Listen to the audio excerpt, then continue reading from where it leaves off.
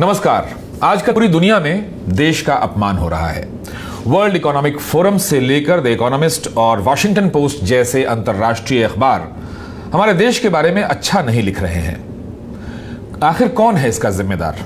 आखिर पिछले 6 साल में ऐसा क्या हो गया कि पूरी दुनिया जो हमारे देश को इकोनॉमिक पावर हाउस कहती थी, अब वही लोग हमारे देश को अपमानित कर रहे हैं। कौन है इसका जिम्मेदार? क्या खुद भारत की सरकार की नीतियां, या सरकार को चलाने वाली सबसे बड़ी पार्टी? देखिए द इकोनॉमिस्ट के कुछ कवर पेज। यह तस्वीर 2010 की है। इसमें कहा गया है कि कैसे भारत चीन की अर्थव्यवस्था को पीछे छोड़ देगा। यह बात 2010 की है। फिर 2014 में मोदी जी आए, लेकिन उनके आने से पहले, उनके आने की आहट को पाकर द इकोनॉमिस्ट ने कवर पेज पर कहा कि क्या मोदी भारत को बचाएंगे या बर्बाद कर देंगे। याद कीजिए मोदी जी ने क्या कहा था। ये 5-6 साल पहले की बात है। मैं याद दिलाता हूं। उन्होंने कहा था कि भारत को वे विश्व गुरु बनाना चाहते हैं। बड़े बड़े अर्थशास्त्री और व्यापारी आज ये कह रहे हैं कि अर्थव्यवस्था चौपट हो चुकी है। और सोने पे सुहागा ये कि मोदी सरकार की नीतियों का हवाला देते हुए अंतर्राष्ट्रीय मीडिया अब ये कहने लगा है कि भारत के प्रधानमंत्री नरेंद्र मोदी दुनिया के सबसे बड़े लोकतंत्र के लिए खतरा बन चुके हैं। ये हम नहीं कह रहे हैं, ये अंतर्राष्ट्रीय मीडिया कह रहा है और अंतर्राष्ट्रीय कॉर्पोरेट वर्ल्ड कह रहा है।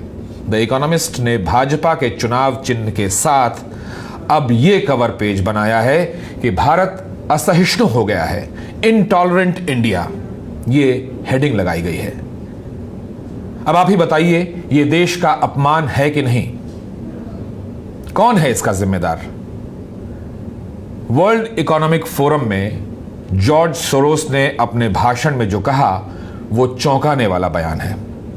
जॉर्ज सोरोस अमेरिका के बहुत बड़े उद्योगपति हैं, व्यापारी हैं और समाज सेवा के लिए काम करने के लिए जाने जाते हैं। उन्होंने कहा कि भारत के घटनाक्रम काफी डराने वाले हैं। उन्होंने कहा कि ओपन सोसाइटी यानी खुले समाज के लिए राष्ट्रवाद का भड़कना अच्छा नहीं है। राष्ट्रवाद खुले समाज के लिए सबसे बड़ा दुश्मन है। कश्मीर और CAA जैसे कानून का हवाला देते हुए जॉर्ज सोरोस ने प्रधानमंत्री नरेंद्र मोदी का नाम लेकर कहा कि लोकतांत्रिक तरीके से चुने जाने के बाद वे भारत को हिंदू राष्ट्र बनाना चाहते हैं।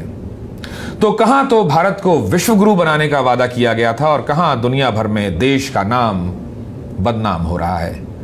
इंटरनेशनल मीडिया और इंटरनेशनल कॉर्पोरेट वर्ल्ड भारत के बारे में क्या कह रहा है, ये अफसोसनाक है। इसके लिए कौन जिम्मेदार है? ये बात हमको और आपको जरूर सोचनी चाहिए कि आखिर ऐसा क्यों हो रहा है। एक सर्वे में भारत को लोकतंत्र के पैमाने पर डाउनग्रेड कर दिया गया। डेमोक्रेसी इंडेक्स में 10 पायदान नीचे कर दिया गया।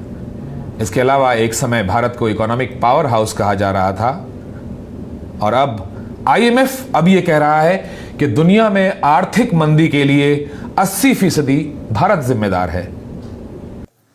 The biggest contributor to the revision is India, where growth slowed sharply owing to stress in the non-bank financial sector and weak rural income growth. ये देश का अपमान नहीं है तो और क्या है? कौन है इसका जिम्मेदार? नमस्कार।